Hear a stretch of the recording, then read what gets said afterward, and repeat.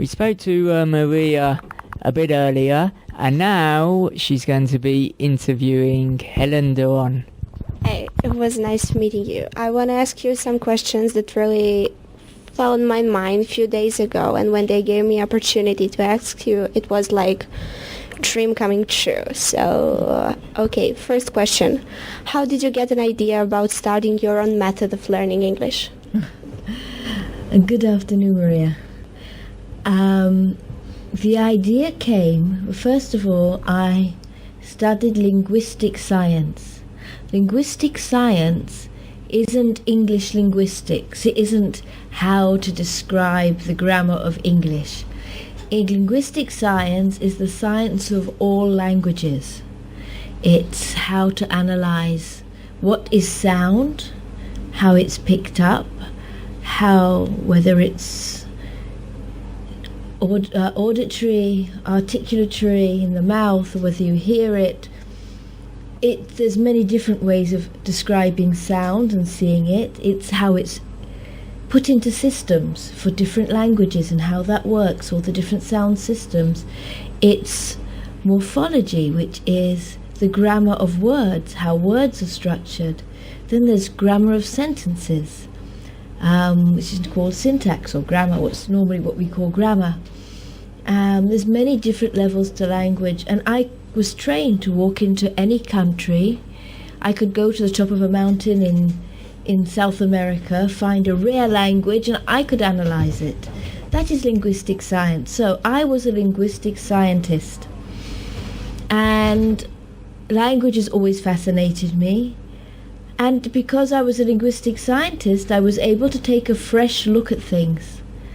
And when my daughter was 4, she already had 2 younger brothers. I had children one after the other. And I took her to learn to play the violin by the Suzuki method. The Suzuki method, they play instruments without reading notes. And Dr. Suzuki said, that's the way children learn a mother tongue, so that's the way they should learn to play music. They should learn the language of music. And I said, wow, we're teaching the language of music, but nobody is teaching the music of language. This is how we should teach language. We shouldn't start when children are 10 or 12. We should start when they're 1 or 2 years old, or at least 5 or 6 years old at the very least. And we should do it by repeated hearing, not with reading and writing. That's not language. And that is how it was born, basically from an idea. And from the idea, I myself created tapes, and I went out and started teaching children. Oh, thank you. It's absolutely an amazing story. Thank you. The second question, are you proud of your success so far? Yes, I think so. I think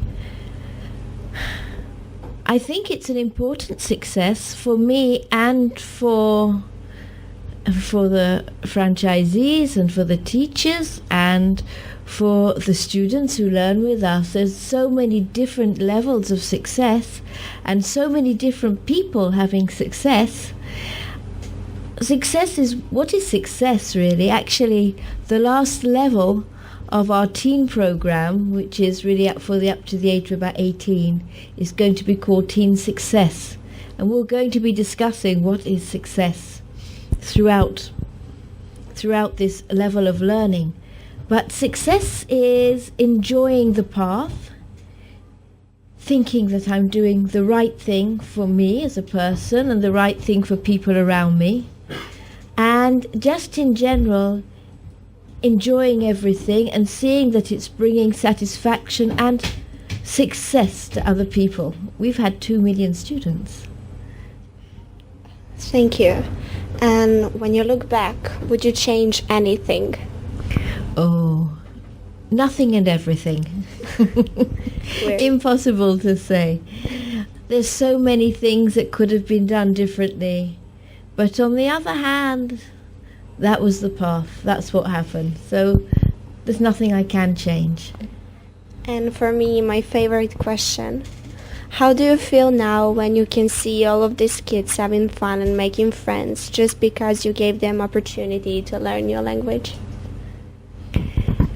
It's very satisfying. You know, the goal of life is the expansion of happiness. It's to make people happy and for happiness to expand all over the place. So the language is one thing, and the joyfulness and the satisfaction that goes with it is another for everybody using it. And if our students can learn more effortlessly and deeper with wider vocabulary than people learning in different schools of English, then that's happiness, and that's wonderful. And what are your plans in the following years? Ooh. You know what they say?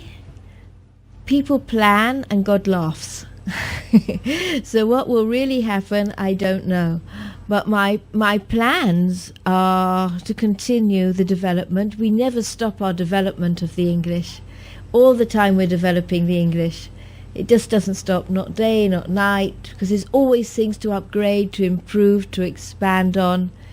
We're also working in different countries with different programs, mathematical programs, fitness programs, different languages. We even have kindergartens in some places.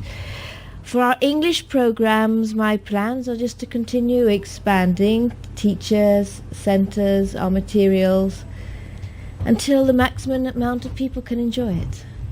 Thank you.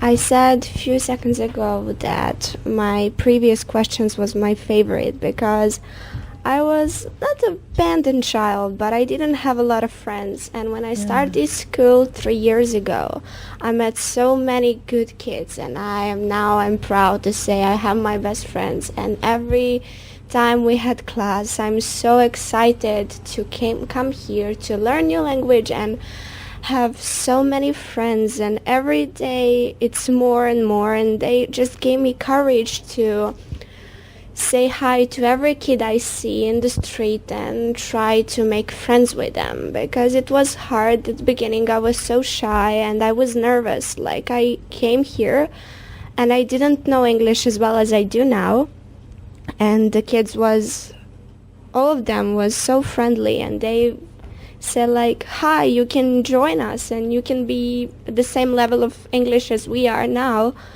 And then everything changed. I inside changed, and that's something that I wanted to tell you. And then one big thank you, it's not enough, because basically what you did so many years ago affect me now and made me braver and helped me through my life, and it will follow me everywhere I go. And how do you think that happened? Well, what was it? Was it the place here? Yes. Was it the program? The program, the people, all of our students and teachers are so nice. And my teacher, Katja, it became my best friend. She's like twice older than I am, and she's childish as I am, and she can explain everything. She's like good teacher and sometimes best friend of mine. And everything that's here, energy, so many positive energy that I always end up smiling at the end of the class. It's something that keeps me going, and I will finish this school no matter what happened, and I will have my last diploma in my hand and then realize, okay, I made it. That's a wonderful and very, very adult statement from a 13-year-old. And that the self-esteem grew. The teachers are trained to work and give positive reinforcement, but beyond that it seems like you have especially nice teachers here in this centre. And not only that, I've seen when teachers learn with our method, sometimes it brings out the child in them, and it's like a therapy for the teacher as well sometimes. So that's wonderful. So I think, what's your favourite song? My favorite song ever? No, from the Helen Doron. From the Helen Doron? Mm-hmm. I like so many songs, I can pick any one of them. The lyrics are so fascinating, and every song has a small story, and I really can't pick any song because everything the two of your kids singing, it's absolutely fantastic. What are you studying with at the moment? What's that? Now I'm studying B1 plus, and you moved on to B1 plus Yes. at the age of 13. yes, Wow. Thanks. Well done. Thank you. It was really nice speaking to you. It's been more than a pleasure. You're a very special person. Thanks.